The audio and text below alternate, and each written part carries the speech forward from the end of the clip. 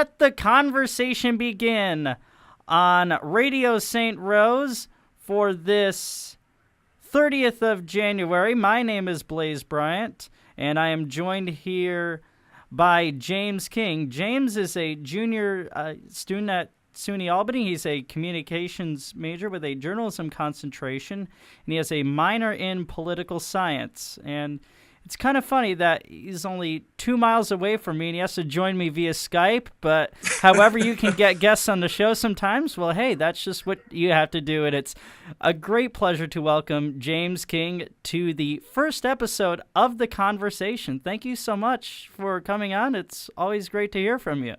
Yes, thank you for having me. Glad I can help out with the conversation. It's nice to join and see how this goes. Well, there was a show, it was a game show. It only lasted for about 2 seasons in about 1970. It was on NBC.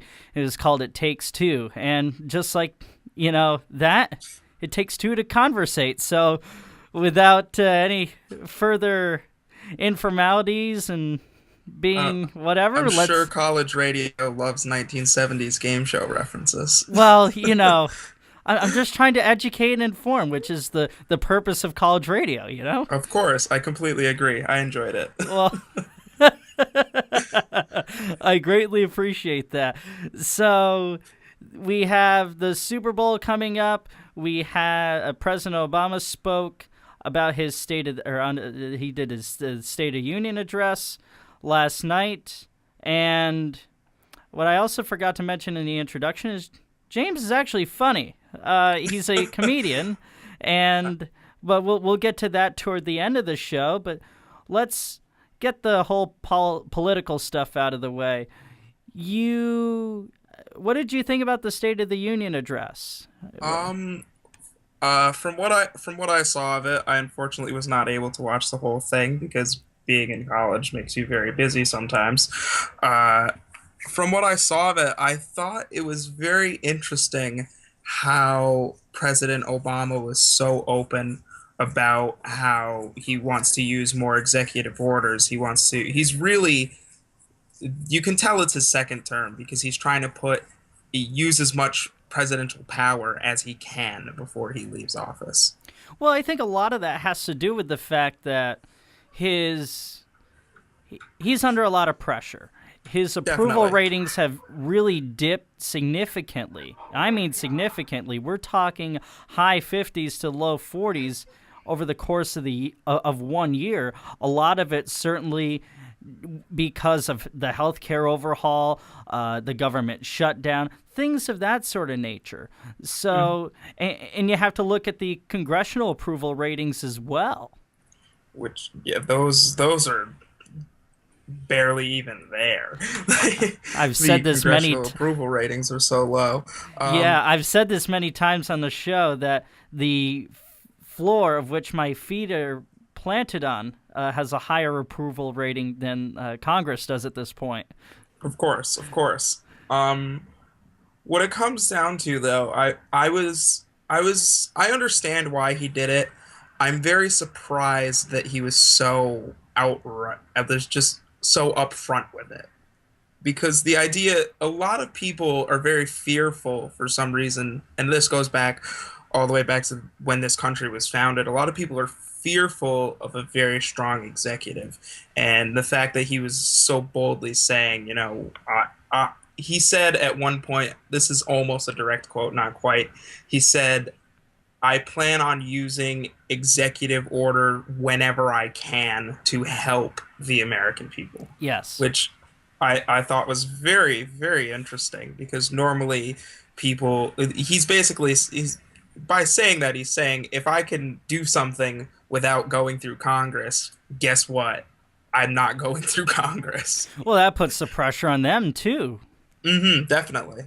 I personally think it's something he should have done sooner because of the political climate that we're in, where regardless of what political philosophy you subscribe to, these politicians do not want to work with each other. They would rather work within their own system, whether you're a Republican or a Democrat. Republicans want to work with Republicans, Democrats want to work with Democrats. And we're in the situation where not a lot's being accomplished because of this strong sense of partisanship. Yeah, even though I don't know if you were able to or have seen recently the way the State of the Union addresses have gone in terms of seating, but you have the Democrats and Republicans kind of sitting together. So really there's this, subliminal symbol of, hey, let's work together. But yet, when it comes down to it, that's just nothing more than an act of heresy when you think about it. Yeah, it's let's sit together on TV, but once the doors close, we're not going to do much. Yeah. Moving on from that, he said something about America doesn't succeed unless women succeed. And I thought that was a very strong point. It's something that I personally agree with because, let's face it, there are more women than men in this country, and you don't have really people in this country without women. So Yeah. he's kind of right. He has a strong point. I actually didn't see that, or I didn't like hear that part of it. I did see a little bit of his him talking about women, but that's a very strong point, and I'm glad he said it because realistically, it makes no sense to me that we still live in a society where I could have the same job as a woman and she'll get paid less, even though we're doing the same thing. It really like logically makes no sense, and I am kind of shocked that our laws haven't caught up with what our society believes, because most people in society believe that's wrong. It just hasn't been changed yet. Right, and like he said, it's 2014. This is an embarrassment. Exactly. I completely agree. And we had him talking, or he said earlier, about raising the minimum wage. How do you feel about that? I feel it it all depends on how it's done. I think it's definitely something that should happen, because if you just look at, everyone wants to talk about the, class inequality. They don't want to use the words class warfare. They never want to use those words. But Because that's just an oxymoron, let's face it. yeah, of course. But essentially, the wage gap is continually growing, and I read this somewhere, and I don't want to quote it exactly. So it's roughly, if the minimum wage followed the same rate that CEO wages have grown at, the minimum wage would be in the $20 range, which Yeah. is insane to propose. If someone was to propose like a $20 minimum wage, that'd be ridiculous.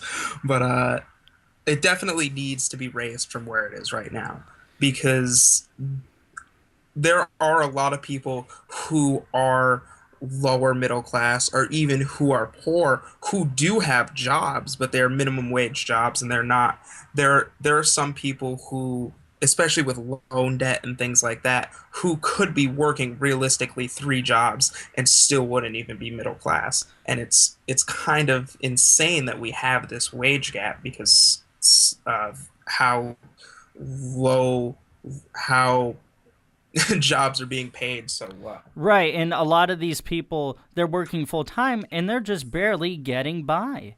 Mm-hmm. I mean, don't get me wrong. I think the people who have been recently doing some of these McDonald's protests and whatnot, saying the minimum wage should be raised to 15, I think that's a little excessive. Yeah, that's a little excessive.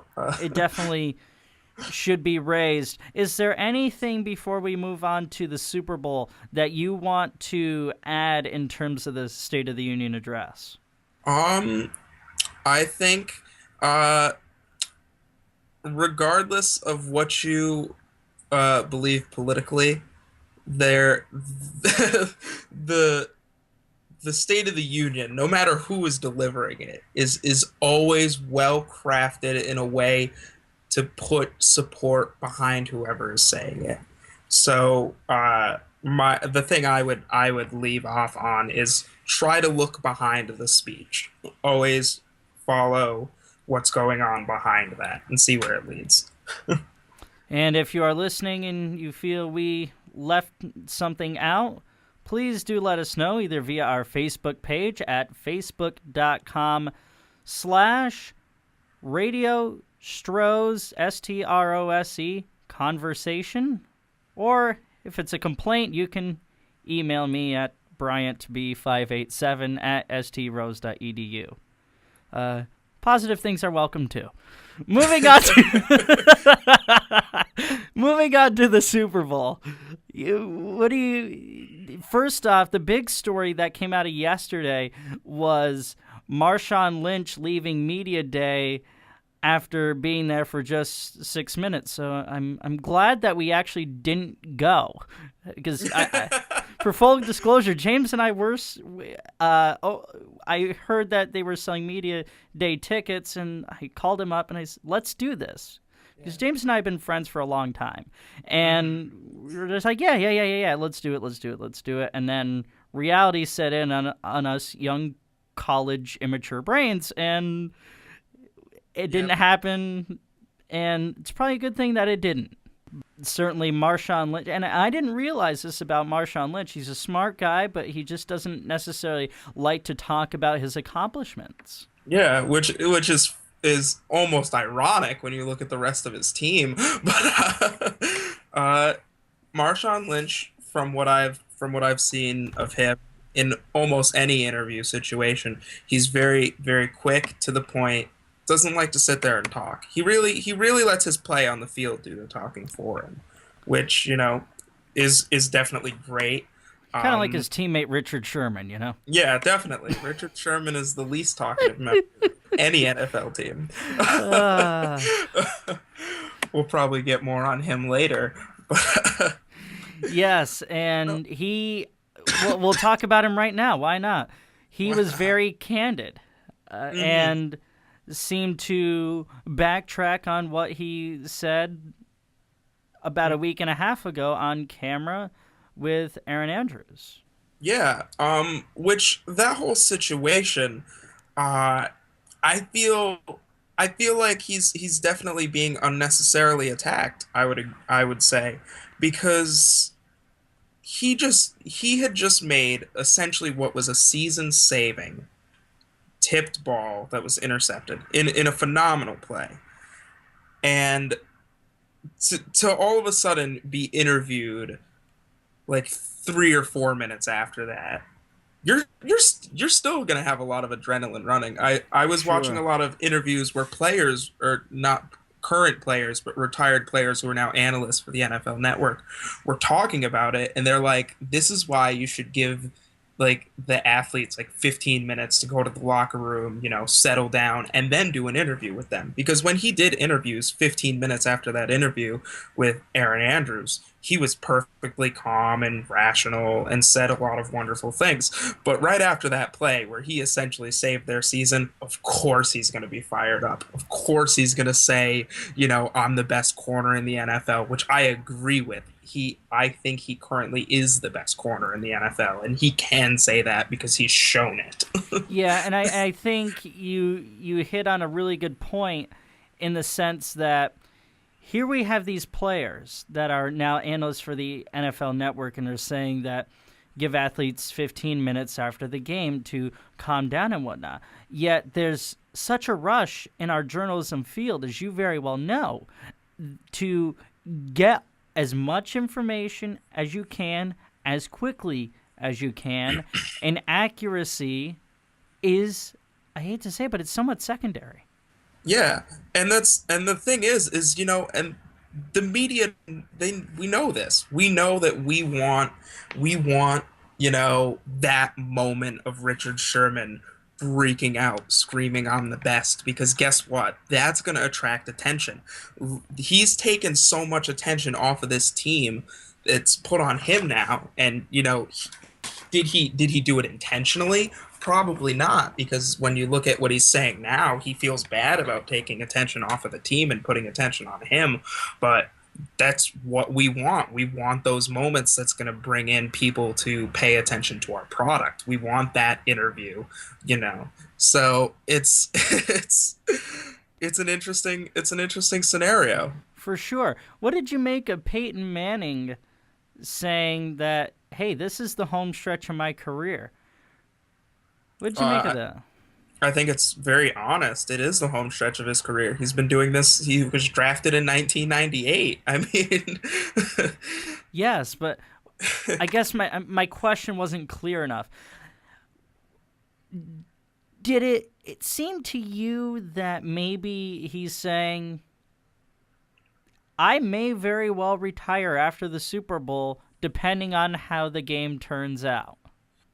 the the thing about Peyton Manning, I don't think he's going to retire after this season.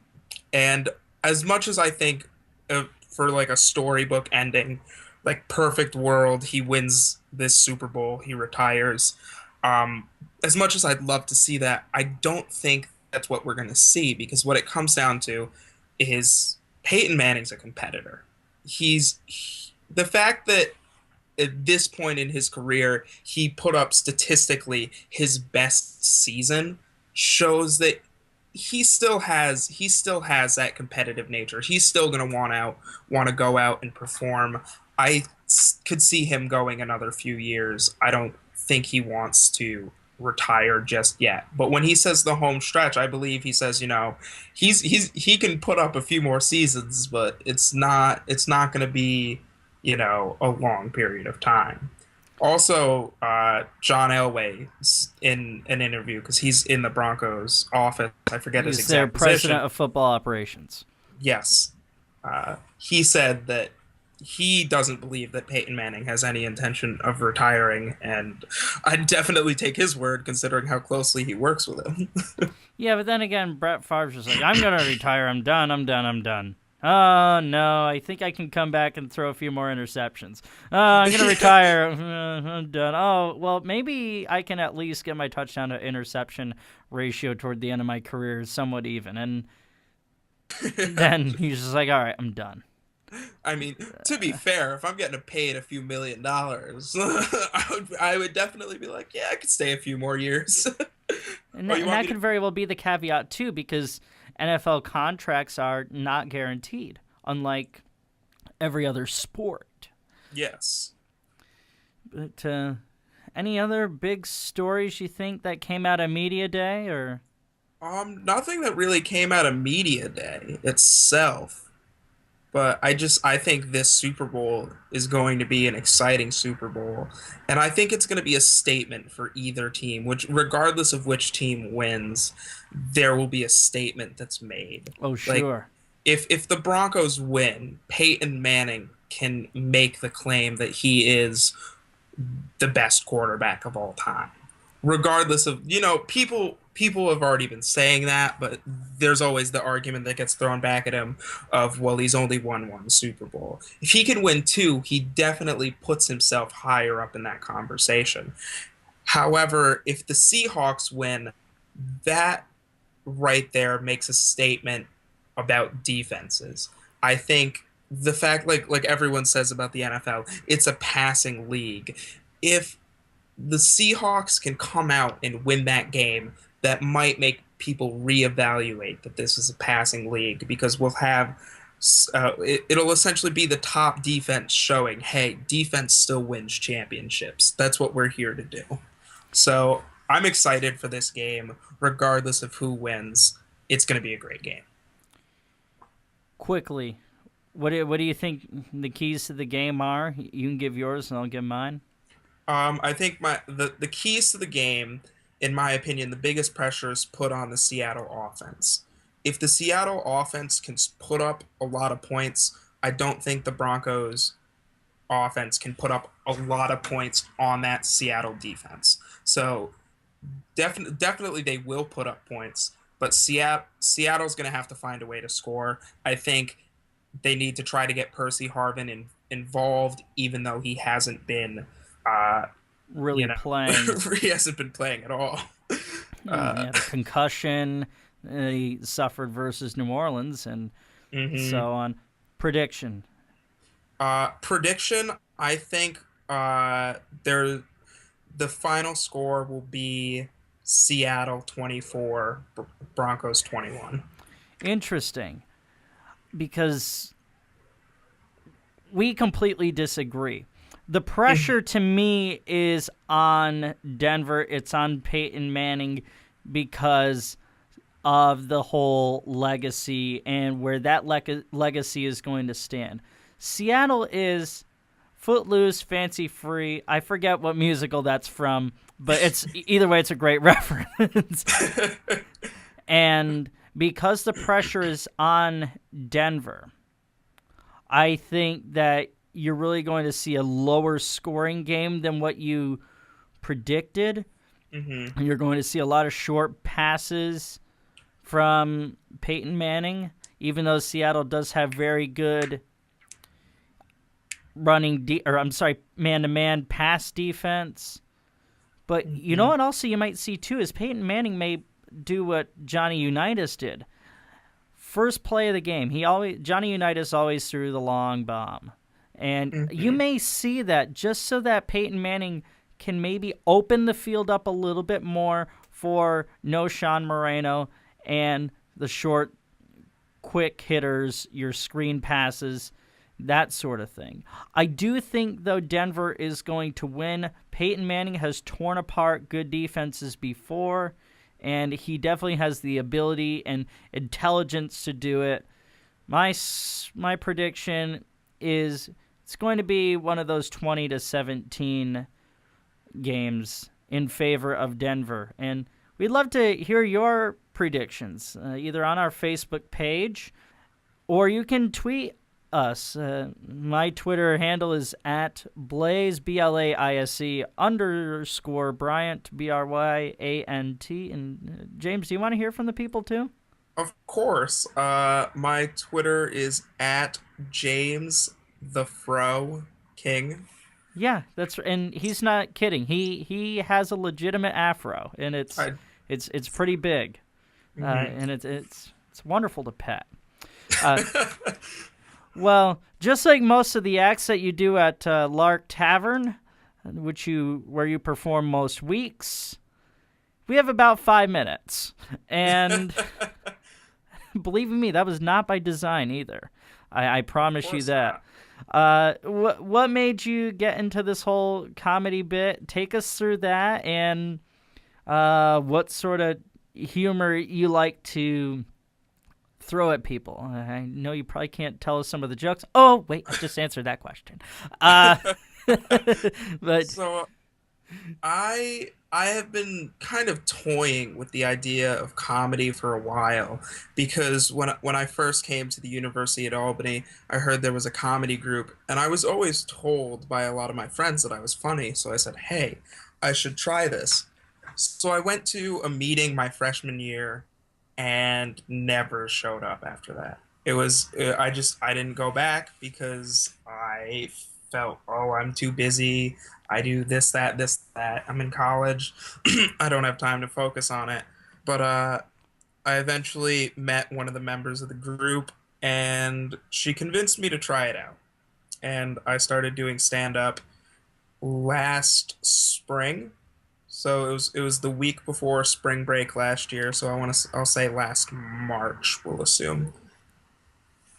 So I've been doing comedy since last March and going on a year now, which is crazy to think about. And mostly my humor focuses on just being very offensive. If I was to make a comparison, a Daniel Tosh or an Anthony Jeselnik, I do a lot of that. But I also incorporate a lot of race because I am an African American male, and I can.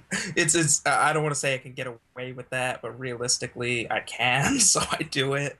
Well, let's be honest. You can, you do, and you take advantage of it. Yes, I definitely. The power of comedy is something that's interesting to me because I realize that because I have a microphone, I can say things that other people can't. And I really do take advantage of that. Because if I said some of the things I said on stage to people I met on the street, it wouldn't end well. I would be I wouldn't be doing this show right now. I'd probably be unconscious.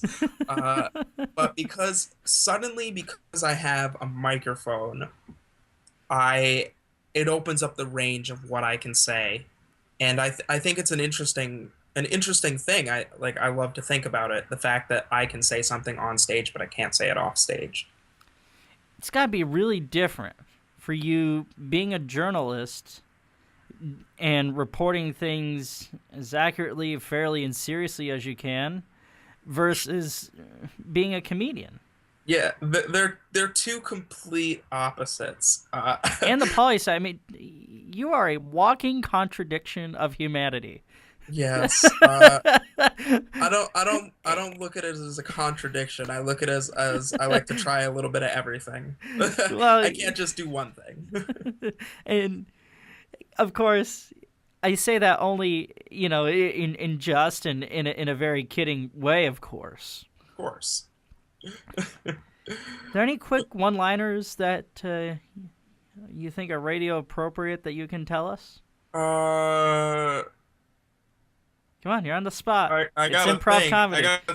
I gotta think of the most appropriate ones. That's the problem. Probably the closest I'm gonna get is a question that I've seriously been asking the past few days.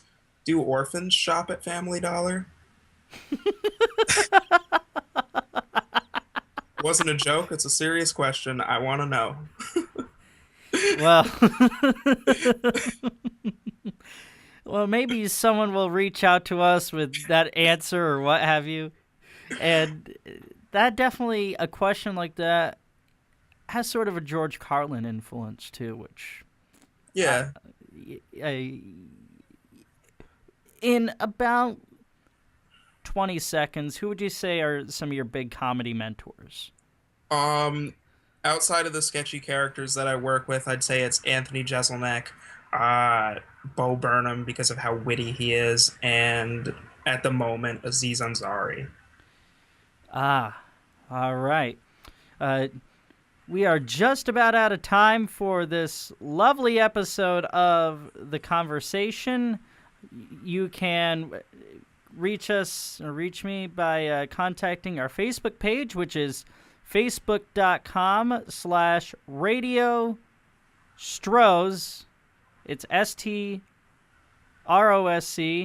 Conversation. Facebook.com/Radio ST Conversation.